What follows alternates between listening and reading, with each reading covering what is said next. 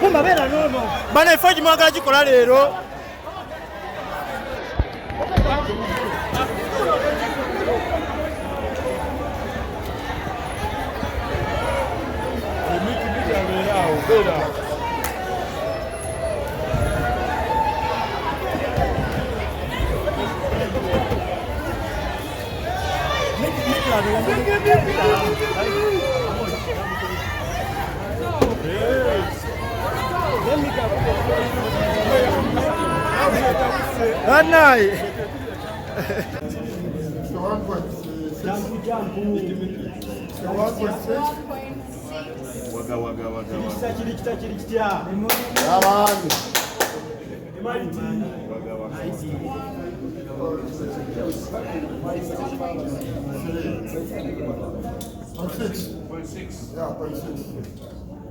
Emizani damu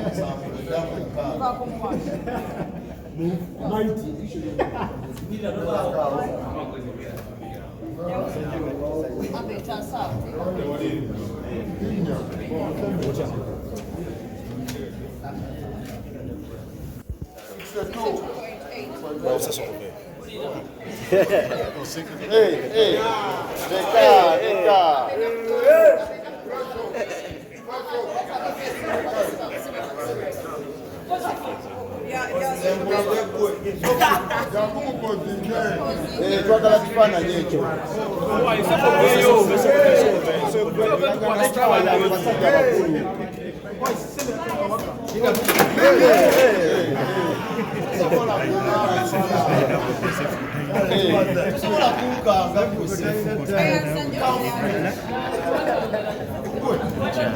Attention, because you can't go now with Fala.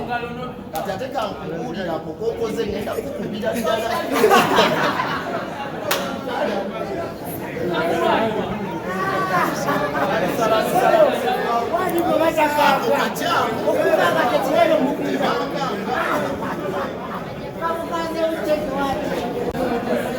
Kamuleetedde ebizibu. Akoze ensobi y'obulamu bwe bwonna. Oba olya wandimukubye ng'omulekeramu naye kati. Twazizza okuba ne Luuza. Kyogamba ono omukulu mwamutega triiko muleeta mbikondo. Ono namutega kakodyo naawe. Wallahi bitalayi. Tova amazzi kati. Kyokka baŋŋamba asale kiro ate yenda bansi. Olaba mbu bino ebintu bya kisiru. Kati ne wemba ne kiro 10 mu kuba. Agambye ekisinga olenga ati. Kiki yeesobolera? Omukulu kiki yeesobolera? Kyakola kiki yeesobolera? Okukola kiki? Anyowala. Okuwemula nti ngenda kumuggyako nkya bro. Okuwemula ngenda kumuggyako nkya. Anje bunyuwala byasomulidde awunya n'omwenge. Ogenda lwana nange Mikide Maiti n'onya omwenge. Yamanyi naawe bakyali ku nnono z'eddiini ngenda zimuzaako ntya. Naye akukanzeemu mukalabye. Zanya footage wemba neekanze nkuwa omutwalo. Nze neekanga oyo falankanga. Kati ndi gundi nnyo ne we bansiba omukono sefuko mukuba. Kinomye nnyo ngenda lwana n'omutamivu ya Allah. Hello. Mikey. Nadi sefuko talimbolako.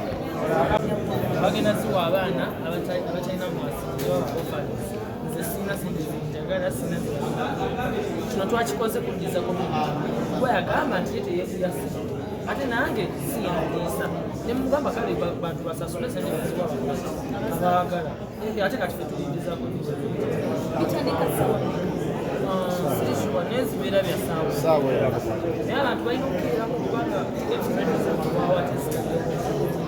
sobagiriko batte balambe dokitasi akale nawe batonjagala nawe mulowooza nti bagenda kumuje mwerabireko ekituufu Ngonuula omuntu bunwe. nga munula we Mikey talina kyalimu abamutya kati ninamu balagiramu ekitemuti kubanga kati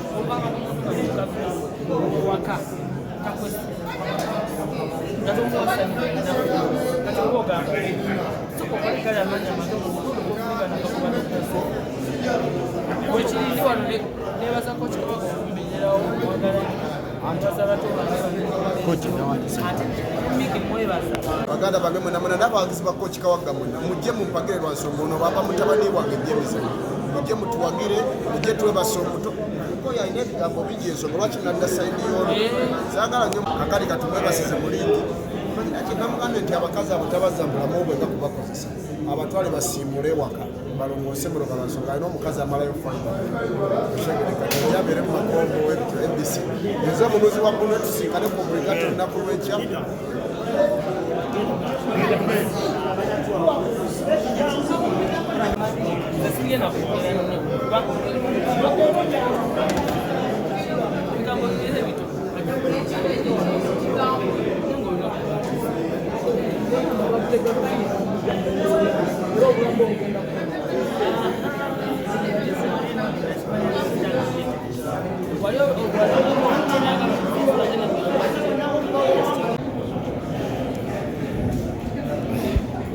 Sefuko ogamba otya Sebo?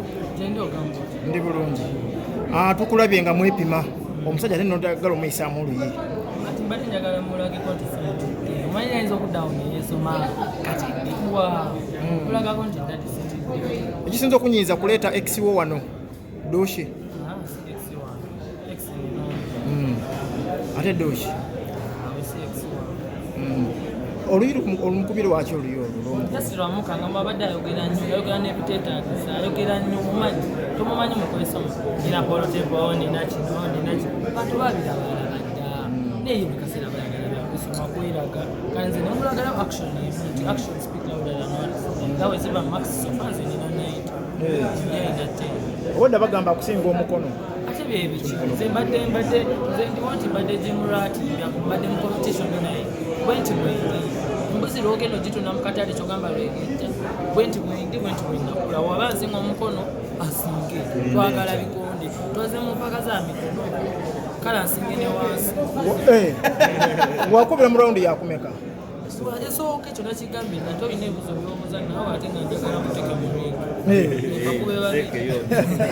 tonteeka buganda wange koci Kawagga yakulimu ono koci wange yangaba Dr. Sefuko kyensooka okukolera waneno nga wakajja wano am not a loser byonna bikole ngaokimanyi siriki koci omuzanyo omuteeseteese otya tweteesetese ekimala training tukola yakulwanamu bakuzanyamu tukolako ttamuntu era bajja tusonyiwamuka bagenda okubawo abategesi balina okuba nga bamanyi nti waliwo omulambo n'omulamu kuvaitira ensonga tukoze ekimala ate teri mwana gwe training kubabeera abaliwo kubabeera abafulumyemu aluzinga nange kenyininyini fight zenzanyise luzingangako tuli banuuzi tugenda kunuula tugenda kwebasa tugenda kukuba muntu paka kuwuliramu kyenyinza okugamba abantu nti ebikolwa bisinga ebigambo saagala nnyo bantu bakuba nnyo kalegire ensonga lwaki navaayo nenkuba omuntu omu era yali akuba nnyo akalegire kati noono engeri gyali ku sayidi ey'okutereeza omuntu akuba akalegire ensonga lwaki ndi ku sayidi ye mutereze mukube ettuufu oyo naye aveewo ati tulindabera ate netudda mabega ono wetumugjawo n'abalala bagwa mu koweeri agenda kubayisa buli lwansonga asobola tulina sapooti yonna etusobozesa okutraininga ekimala okukola buli kimu ekitusobozesa okukuba omu omugambye asinge mukubawa ebiseera ebisinga nze mumatraining abantu waliwo ebikonde abatraine baano batamanyi kati ebikonde byaffe tubisomera mu nyukuto nyinza okumugamba mukube 123 naawunga lwansonga ate ekigenda omusumbuwa nakimugambagamanyi oluzungu tegasoma kyakuna kati ebikonde tubitrainingirawo nze sijja gamba nti mukube counterlight mukube 123 agamba ate abadde ki mukube 21 ajja kwebaka kumpaka ku kifuba omusajja mwena abayise ba looza naawe koki bakuyise looza musiruzinga ngakolwa nsonga nti ebiseera ebimu abalalo batuyita abalalo nze sikwata muntu nsobi ngaayogedde ekigambo kyeyawulya ku mutima osobola okuyita omuntu omulalu ngaoli mulalu Sefuko tugambe nti weeteeseteese ekimala okubanga olwanagana ne Sefuko kuba amaanyi ye alaga nti neteeseteese ekimala kino ekintu bwe bakingamba nti kinabeerawo omwezi mabega nenoonyezawo koci Kawagga tutandika okukola era bulijjo obuba wegendereza bulijjo bitera obiteekayo naye koci nagamba tomulaga nesitayiro zaffe omulage nti okyaliawo ekigendererwa ki ekirimu eno fight ekigendererwa ekisooka kwemalago n'okumalamu abantu ezoleero ekyokubiri twagala sente bamusangamu naffe bwebira bagambe tiktok yali ayambiwo nti Dr. Sefu yakola fensindi z'abamutezitwala baziwa bakufalisi kyetwagala kuleka legacy kuba abayimbi bangi balina platforms balina amaanyi oba basajjamu bangi naye natabako nakyagatta ku community ye tubalabye ate natukofa community ngate yeyina omuyambi emuziigo so kati fena tukolera akalambo kaffe ebimu ebigambibwa nti asazeewo okubanga ebigambo by'omwogerako wamu ogattamu famire y'okubanga ovuma abantu yejja ogw'okubimba ayagala okubanga akumalamu kyalina okwogera lwansonga ate famire esirivuma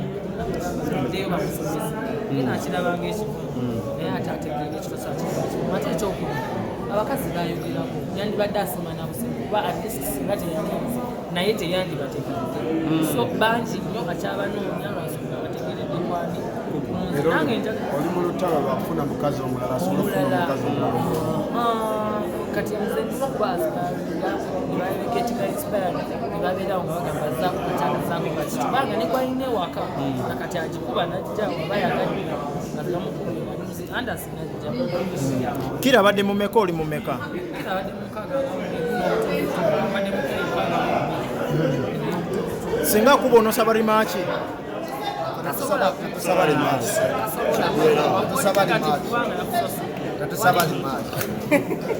Coach, yes, oyinza okuba oli coach ate nga oyinza okuba oli kakiiko akategesi right omuntu omuwanguzi enteekateeka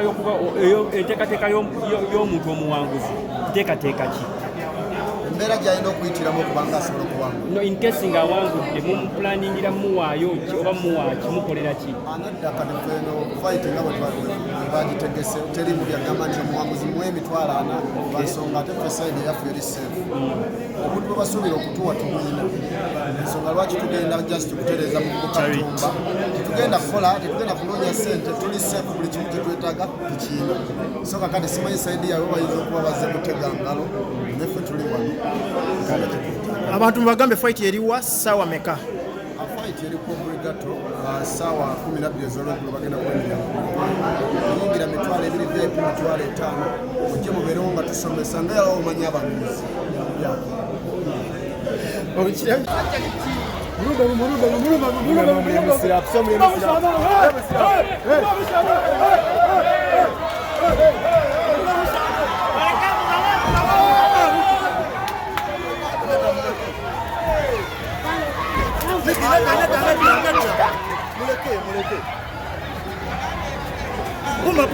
Puma bera nono bana efaji mwagala gikola leero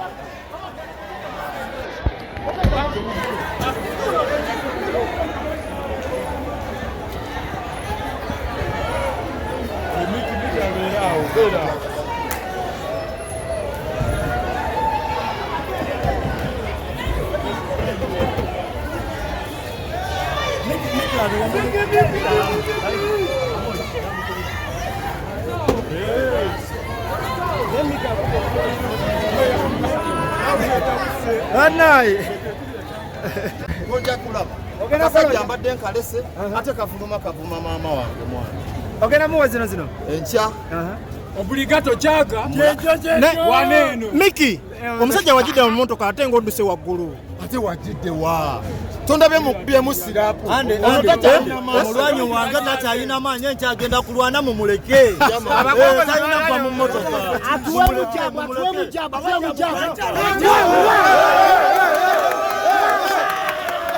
omulwanyi mutwale Saidi twala omulwanyi omulwanyi kamutwale biwe banaye enkya Saturday sawa 8 Obligato nzigule amina